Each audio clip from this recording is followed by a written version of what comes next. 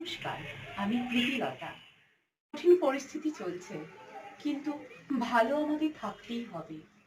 তাই আজ এসেছি ভার্চুয়াল অনুষ্ঠান নিয়ে। আমি ময়না বিবেকানন্দ কন্যা বিদ্যাপীঠের একজন প্রাক্তনী।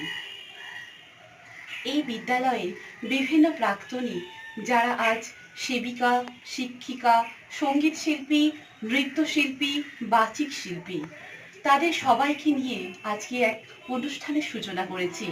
মন তো আমাদের ভালো রাখতেই হবে, তাই এই অনুষ্ঠান দিয়ে সকলের মনটা যদি একটু ভালো করা যায়। অনুষ্ঠান শুরু করার আগে এই বিদ্যালয়ের প্রাক্তন শিক্ষিকা আমাদের বড়দি জানাই প্রণাম। সেই সঙ্গে ওই বিদ্যালয়ের অন্যান্য শিক্ষিকাদের জানাই আমার প্রণাম, এবং যারা অনুষ্ঠান দেখছো তাদের সকলকে জানাই আমার আন্তরিক শুভেচ্ছা। প্রথমে অনুষ্ঠানটি সূচনা করছে সঞ্চালিকা তিতাস। এআইআর এফএম রেনবো ও রূপসী বাংলা চ্যানেলে স্বনামধন্য বাচিক শিল্পী ও কথামালা আবৃত্তি প্রশিক্ষণ কেন্দ্রের প্রশিক্ষিকা শাওনী ভক্তার আবৃত্তিতে নৃত্যশিল্পী প্রীতিলতা মণ্ডলের নৃত্য পরিবেশন, যে পরবর্তীতে শিক্ষিকা হওয়ার ইচ্ছে পোষণ করে। আমি সেই মেয়েটি, সেই মেয়ে যার জন্মের সময় কোনো শাঁখ বাজেনি, জন্ম থেকেই যে জ্যোতিষীর ছকে বন্দী, যার লগ্ন রাশি রাহু কেতুর দিশা বোঝা হয়েছে না তার জন্য, তার পিতার জন্য, তার ভাইয়ের জন্য, তার স্বামীর জন্য, তার স্ত্রীর জন্য। কিন্তু যার গর্ভ থেকে আমার জন্ম, সেই মায়ের কথা বলেনি কেউ। আমি সেই মেয়েটি যে জন্ম থেকেই বিবাহের জন্য বলি প্রদত্ত, যার বাইরের চেহারা, চোখ, নাক, মুখ, ত্বক, চুল নিয়েই দর কষাকষি।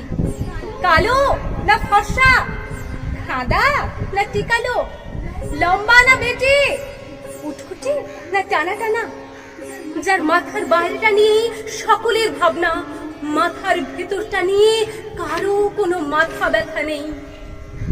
আমি সেই মেয়েটি যে ছোটবেলা থেকে শুনেছে জোরে জোরে কথা বলতে নেই, ছুটতে নেই, চেঁচাতে নেই, হাসতে নেই, এমনকি কাঁদলেও তা লুকিয়ে লুকিয়ে। আমি সেই মেয়েটি যাকে বলতে নেই খিদে পেয়েছে, ঘুম পেয়েছে, ইচ্ছে করছে না, ক্লান্ত লাগছে, আর পারছি না, আর পারছি না। যে গত কোন শতাব্দীতে 5 বছর বয়সে মালা দিয়েছে গঙ্গা যাত্রীর গলায়, কুলীন ব্রাহ্মণের 365তম স্ত্রীর অন্যতমা হয়ে, স্বামীর গরমে হয়েছে গরমে। একাদশীর দিন অবুঝ দশমী বালিকার তৃষ্ণায় মাটি লেহন করতে করতে প্রাণ ত্যাগ করেছি। সন্তানের পর সন্তান জন্ম দিতে দিতে মুখ থুপড়ে পড়েছি সতী কাগারে, জ্বলে পুড়ে মরেছি সত্যতাকে। আমি সেই মেয়েটি, হ্যাঁ আমি সেই মেয়ে। হয়তো একদিন, হয়তো অন্য কোনো একদিন আমার সমস্ত মিথ্যে পোশাক ছুঁড়ে ফেলে আমি হয়ে সেই অসামান্যা। খোলা চুল মেঘের মতো ঢাকবে আমার খোলা পিঠ, দু চোখে জ্বলবে ভীষণ আগুন, কপাল ঠিকরে বেরোবে ভয়ঙ্কর তেজরশ্মি, হাতে ঝলসে উঠবে সেই খড়গ, দুপায়ের নুপুরে বেজে উঠবে রণদুন্দুভি, নৃশংস হাসিতে ভরে উঠবে আকাশ। দেবতারাও আতঙ্কে স্তব্ধ হয়ে বলতে থাকবেন, মহামেঘ প্রভাং ঘোরাং মুক্ত কেশিং চতুর্ভুজাং কালিকাং দক্ষিণাং মুন্ডমালা বিভূষিতাং। বিভৎস দাবানলের মতো আমি এগোতে থাকবো, আর আমার এগিয়ে যাওয়া পথের দুপাশে মুন্ডহীন অসংখ্য দেহ ছটফট করতে থাকবে। সভ্যতার দেহ, প্রগতির দেহ, উন্নতির দেহ, সমাজের দেহ। হয়তো আমি সেই মেয়ে, হয়তোবা।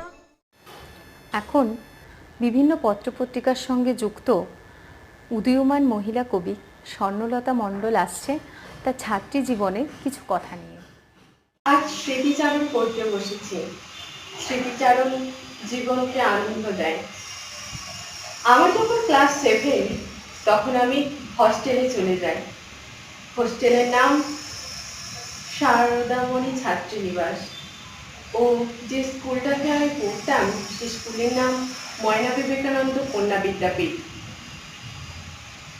তারপর থেকে জীবনে চলার পথে কিভাবে এগিয়ে গেলে জীবনের লক্ষ্যের প্রস্ফুটিত পদ্ম ফুলটা পাওয়া যায়, তার সবটা শেখা এখান থেকে।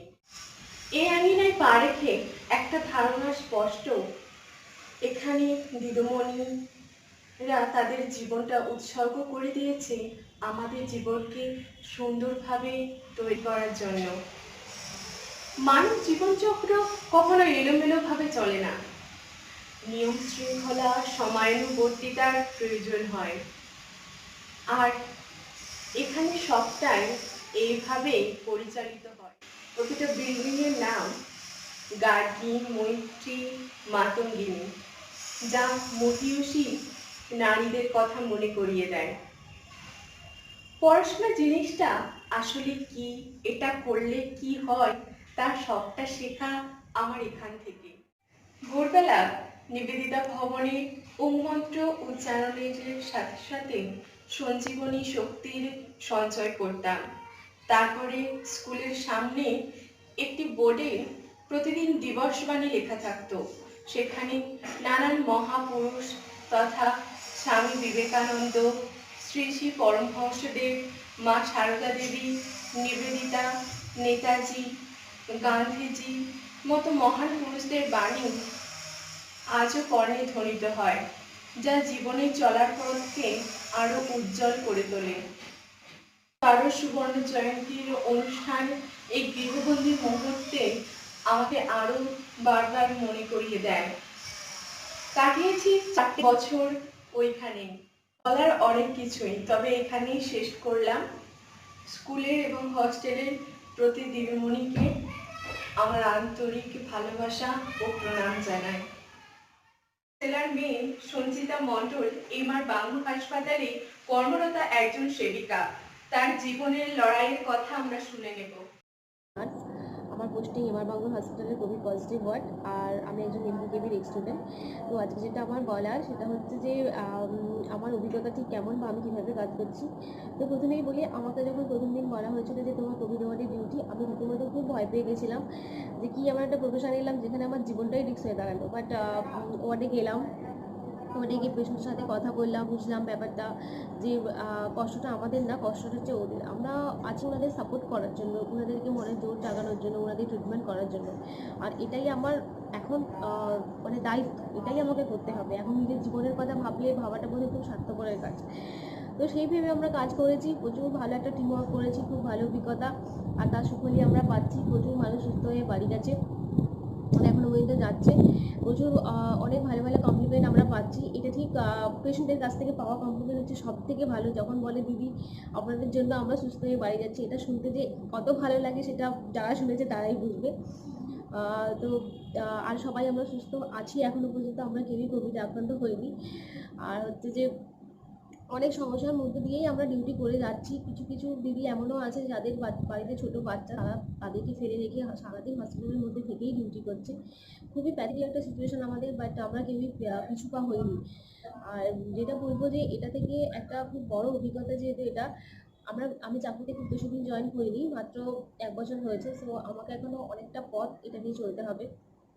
আর এই 1 বছরের মধ্যে যে এই একটা অভিজ্ঞতা, আশা করি এরপর আমি আবার কোনো সিচুয়েশনকে ভয় পাবো না। আমার প্রফেশনাল লাইফ, পার্সোনাল লাইফ কোনোটাতেই আর ভয় পাবো না। আর যেটা বলার, এটা থেকে যেটা ছোটোবেলায় আমরা সবাই শিখেছি করেছি যে ভয় পেও না, ভয় পেলে চলবে না, সেটা আজকে বোধহয় অক্ষরে অক্ষরে আমি বুঝলাম যে যদি তখন ভয় পেতাম তাহলে হয়তো আজকে আমরা এতটা সাকসেস হতে পারতাম না। ভয় পাইনি বলেই সাকসেস হতে পেরেছি। আর হচ্ছে একটা কথা ঠিক, যে যতই বিপদ যেমনই হোক, তার ভয়ঙ্কর সে যতটাই ভয়ঙ্কর হোক, মনে হয় না যে সেটা ছেড়ে পালিয়ে যাওয়া উচিত।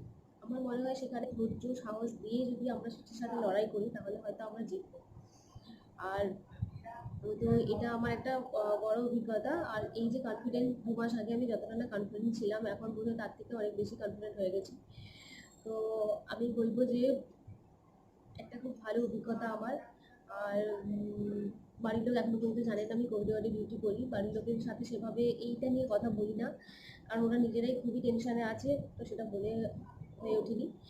আর বাড়ি অনেকদিন যাইনি, কবে যাব সেটাও জানি না। আর আর তো আমরা ভালো আছি, আমরা খুব এনজয় করে কাজ করছি, সবাই খুব সুস্থ আছি। আর আপনারাও সুস্থ থাকুন, এটাই আমার কাম্য আর এটাই আমার বলার। এবারে আমরা শুনে নেব মেডিকেলের ছাত্রী স্বাগতা দাসের গান।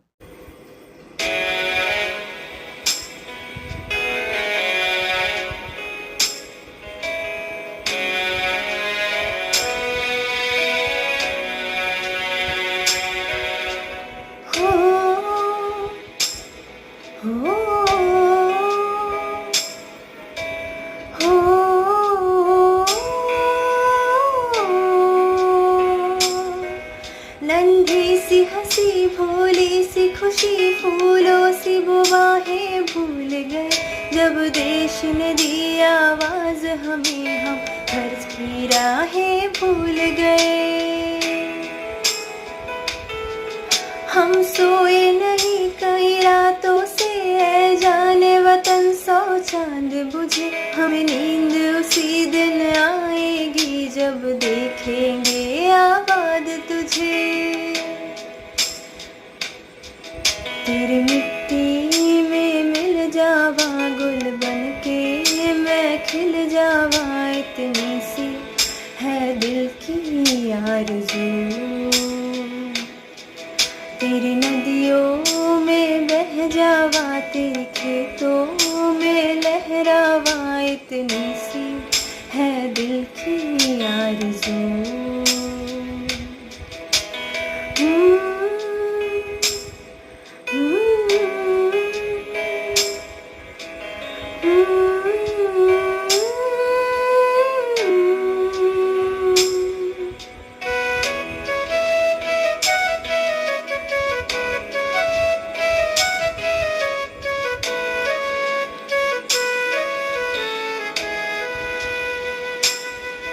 मजबूर हुई जब दिल की दुआ, तो हमने दवा से काम लिया, वो नब्ज नहीं फिर थमने दी जिस नब्ज को हमने थाम लिया।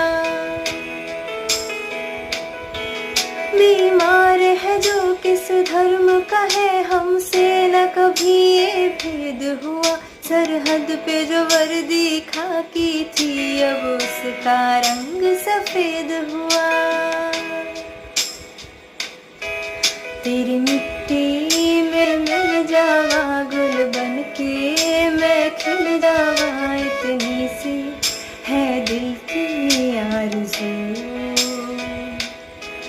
तेरी नदियों में बह जावा, तेरी खेतों में लहरावा, इतनी सी है दिल की आरज़ू।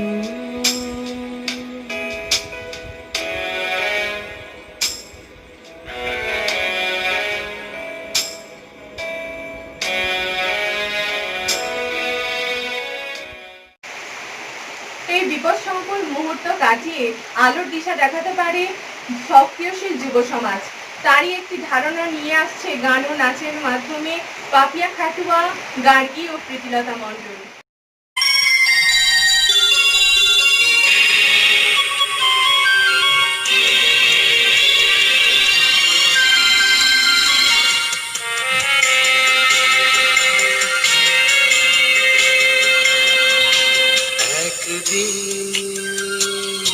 ঝড় থেমে যাবে, পৃথিবী আবার শান্ত হবে। একদিন ঝড় থেমে যাবে, পৃথিবী আবার শান্ত হবে। বসতি আবার উঠবে গড়ে, আকাশ আলো উঠবে ভরে, জীর্ণ মতবাদ সব ইতিহাস হবে, পৃথিবী আবার শান্ত হবে, পৃথিবী আবার শান্ত হবে।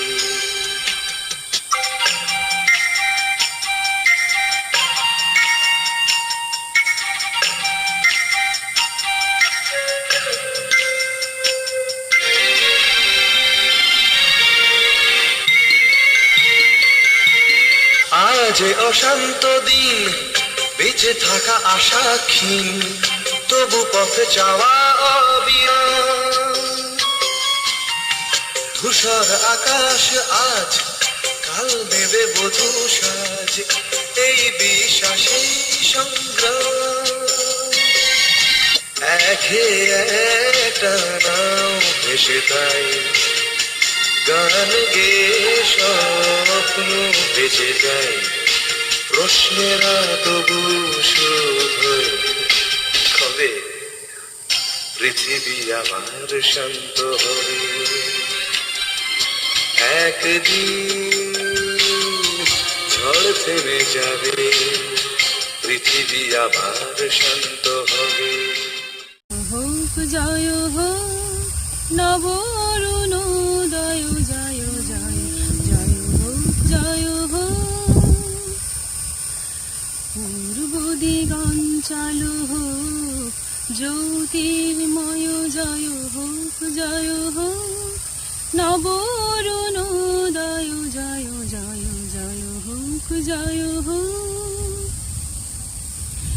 এসো পরাজিত বাণী অসত্য হানি, এসো পরাজিত বাণী অসত্য হানি। অপহত শঙ্কা অপগত সংশয়, জয় জয় জয় হোক জয় হোক নব অরুণোদয়, জয় জয় জয় হোক জয় হোক।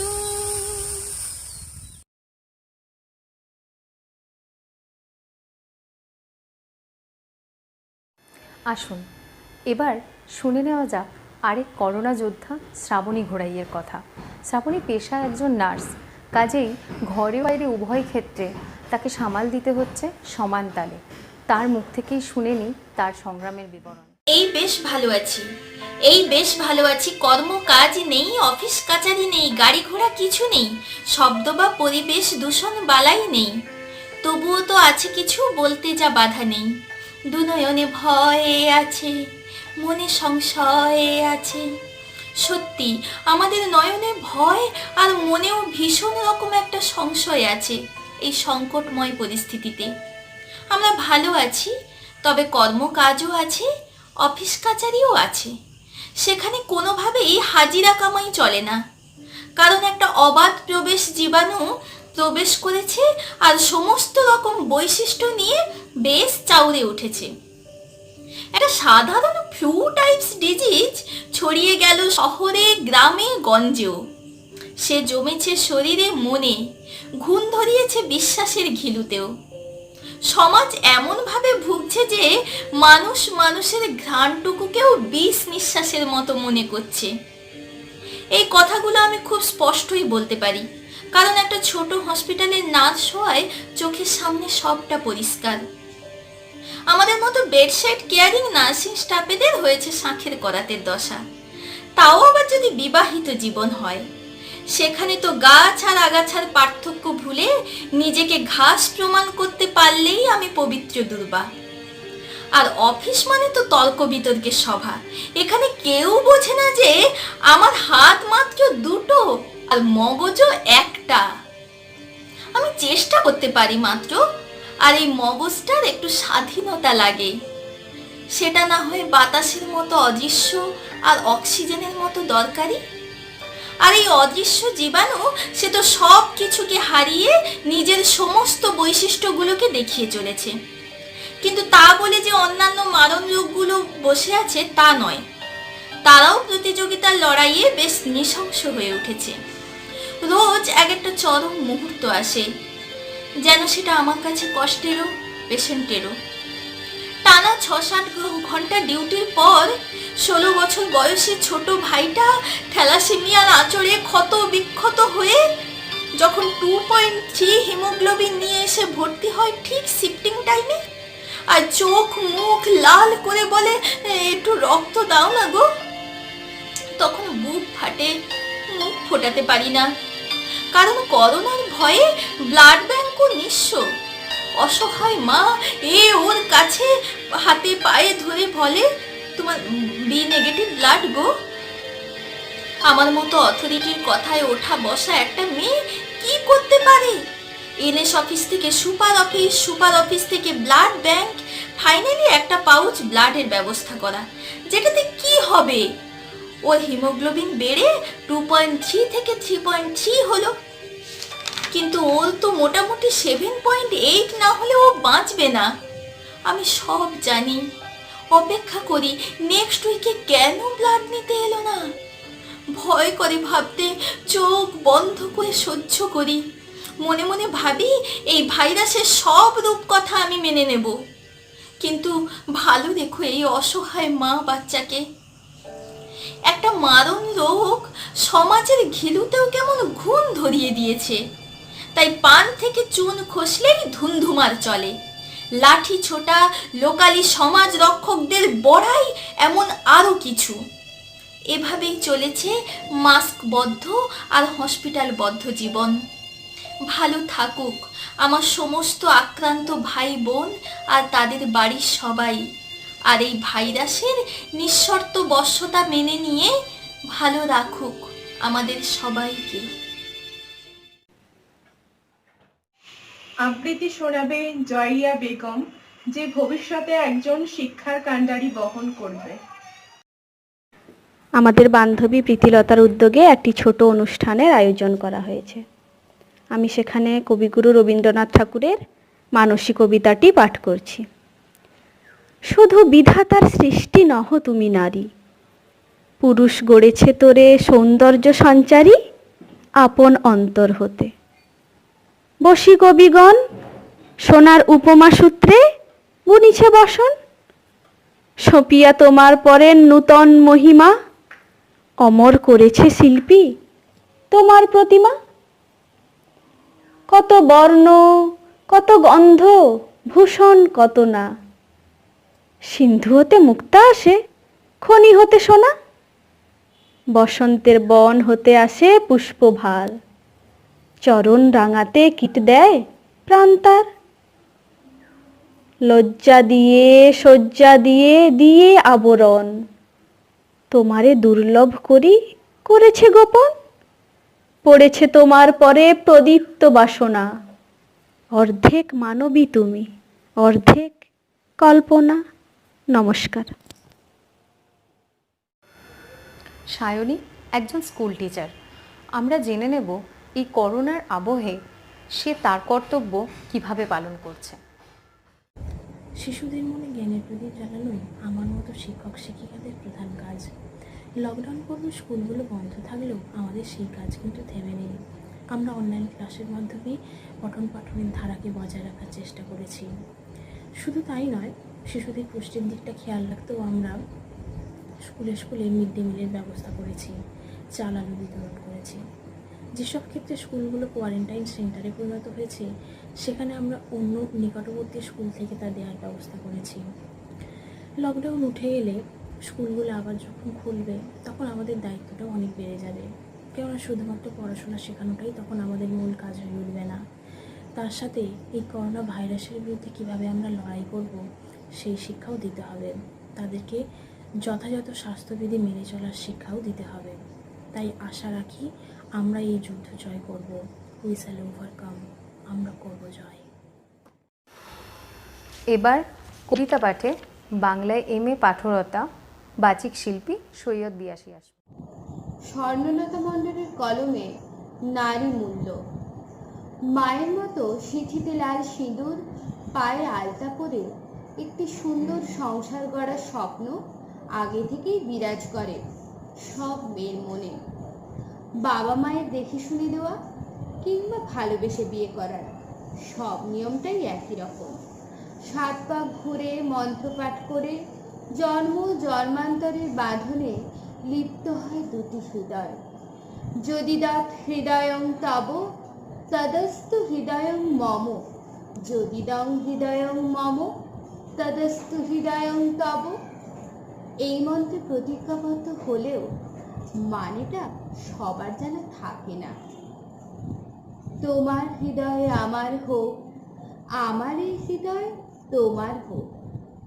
দায়িত্ব ভালোবাসার সাথে জীবনটাকে শেষ নিঃশ্বাস পর্যন্ত একসাথে থাকার প্রতিজ্ঞা সবসময় একই রকম হয় না।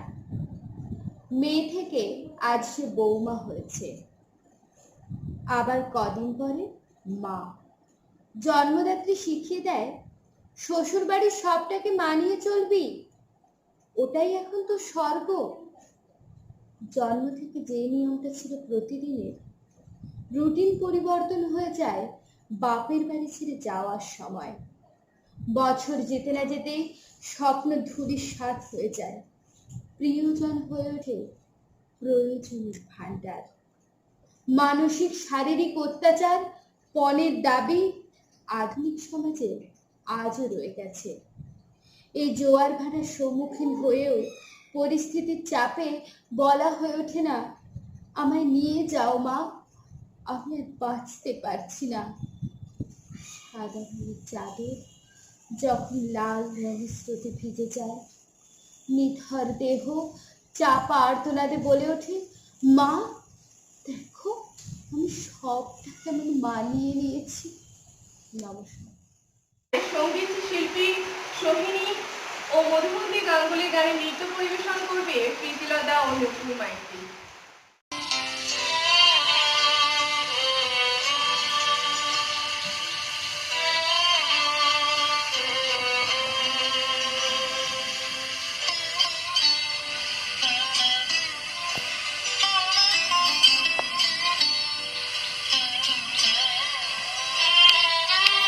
আমার মুক্তি আলোয় আলোয় এই আকাশে, আমার মুক্তি আলোয় আলোয়, আমার মুক্তি ধুলায় ধুলায় ঘাসে ঘাসে এই আকাশে, আমার মুক্তি আলোয় আলোয়।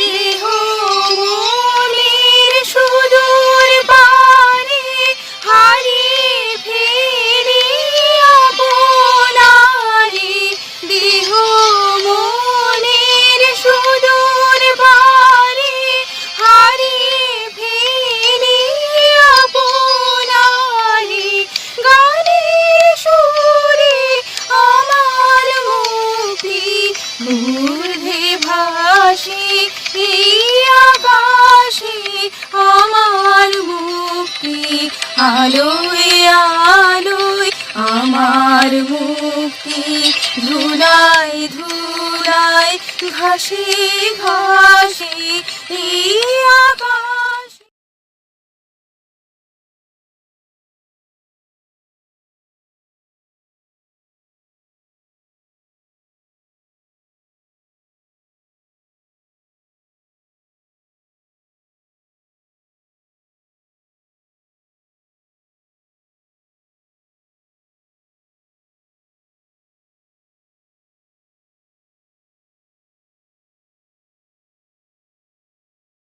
আজকের এই অনুষ্ঠান যারা দেখছো এবং যারা দেখতে থাকছো, তাদের সকলকে জানাই আমার আন্তরিক অভিনন্দন এবং অনেক ধন্যবাদ।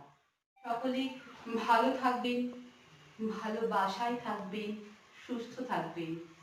নমস্কার।